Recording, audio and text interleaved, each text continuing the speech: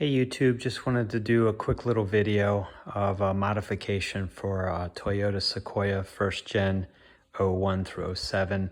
Common problem people have is this, that the door won't stay open anymore.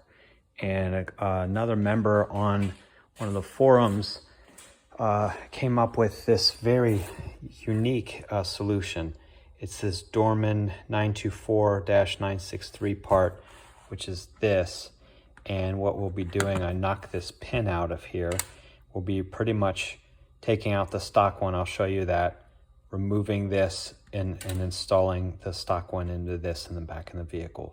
So I'll show you some step-by-steps. All right, this is the stock part here on the left, the Dorman. This is from a Nissan something, I can't remember.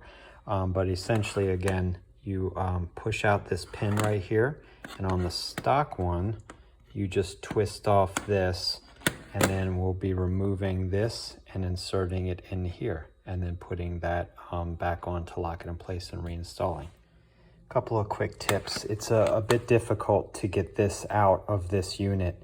It was easy to tap this pin out, but in terms of getting this out, this had to be pulled and tapped out of here. You're going to have to use a bit of force. Don't be afraid. It looks pretty sturdy, so it should be fine. And then in terms of find a bang on it, and then in terms of getting this in as well, I used a rubber mallet right here on the end of this to tap it in to here while this was in a vise.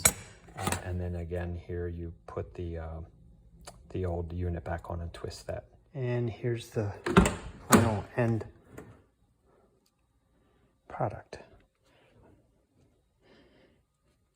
And it holds out, holds at this first position.